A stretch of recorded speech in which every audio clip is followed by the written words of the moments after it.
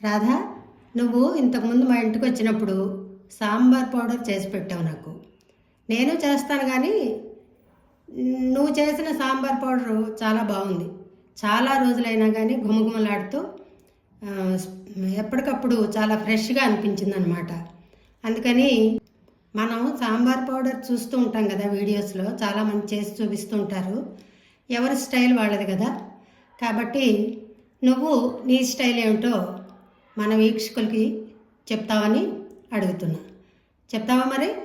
Ingredients పంపించావు నాకు. Okay, చూస్తున్నాను. ఇప్పుడు నీ స్టైల్, నువ్వు సాంబార్ పౌడర్ ఎలా చేస్తావో చెప్పు. తప్పకుండా ఆంటీ. ఏం లేదు, అందరూ చేసినట్టే. కాకపోతే మనం సరుకు ఎంచుకోవటంలో జాగ్రత్తలు వహించాలి. ఫ్రెష్గా ఉండే మంచి సరుకు ఉండాలి. తర్వాత గ్రీన్గా ఉండే ధనియాలు తీసుకోకూడదు, గ్రీన్గా ఉండే జీలకర్ర తీసుకోకూడదు. బ్రౌన్గా ఉండేవే తీసుకోవాలి. ఓకే. తర్వాత ఇంగువ, పసుపు ఇవి కూడా డైరెక్ట్గా కొన్న వాటికంటే కూడా చిన్న పసుపు కొమ్ము ముక్క, తర్వాత ముద్దు ఇంగువ గ్రైండ్ చేసుకోవాలా? అలాంటివి తీసుకుంటే చేసేటప్పుడు మనం తీసుకుంటే కొంచెం ఫ్లేవర్స్ ఎక్కువ రోజులు ఓకే ఉంటాయి అన్నమాట. అదే ఎవరి స్టైల్ వాళ్ళది. ఇలా కూడా చేస్తూ ఉంటారేమో కానీ మాలాంటి వాళ్ళు ఏంటంటే అన్ని కొనుక్కొచ్చేసి సరుకులు చేసేస్తూ ఉంటాం కదా.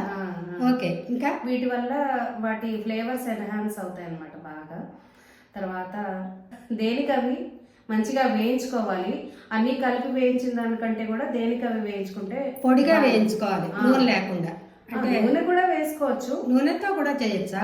నూనె కూడా వేసుకోవచ్చు. కొత్త నూనె వేసుకుంటే తొందరగా పాడైపోతాయి కాబట్టి తక్కువ క్వాంటిటీ కొంచెం అదే కొంచెం నూనె చేసుకుంటే వాసన వస్తుంది కదా. వాసన అంటే అదే కొంచెం నిలవ వాసన చెప్పలేము అది. ఓకే. దానికంటే పొడిగా చేసుకుంటేనే బెటర్. చెప్పు. కానీ నూనెతో చేసుకున్నప్పుడు అది ఇంకొంచెం బాగుండి ఓహో అలా ఉంటుంది. సరే సరే. ఎక్కువ నూనె అవసరం లేదు, కొంచెం నూనె వేయాలి.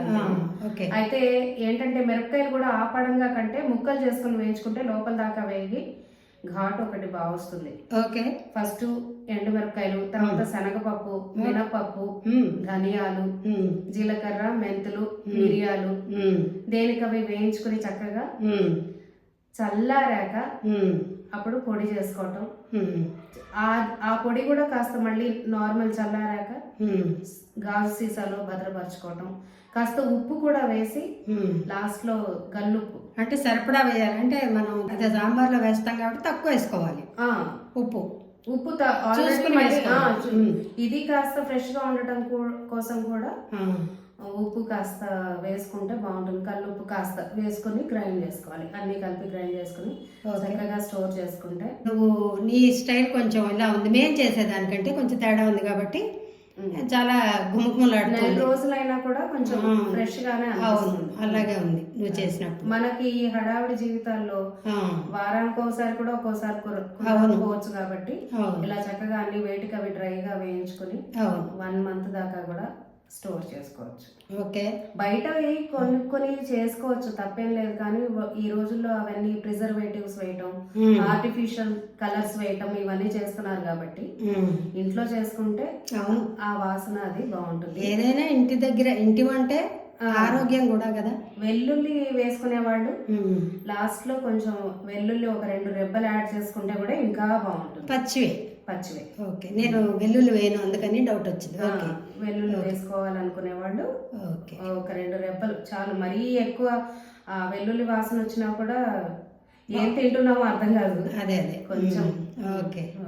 బాగుంది రాధా. నువ్వు అప్పుడప్పుడు మాకు ఇలా వంటలు చెప్తూ ఉండాలి. మన వీక్షకులకి నువ్వు అప్పుడప్పుడు వంటలు చెప్తూ ఉండాలి. తర్వాత ఇంకో విషయం నేను అడగాలనుకుంటున్నా. నువ్వు కొన్నాళ్ళు ఫుడ్ బిజినెస్ చేసావు కదా.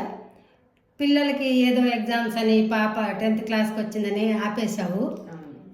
అది ఈసారి మాకు నువ్వు ఎలా చేసావో, దానిలో నువ్వు ఎదుర్కొన్న సాధక బాధకాలు ఏమిటో, మంచి చెడు ఉంటాయిగా బిజినెస్లో ఏవైనా, అది ఈసారి చెప్దు కానీ సరదాగా మన వీక్షకులకి. ఓకే. తప్పకుండా. మరి బాయ్, ఉందాం. నువ్వు వచ్చి చెప్పినందుకు చాలా థ్యాంక్స్ రాధా.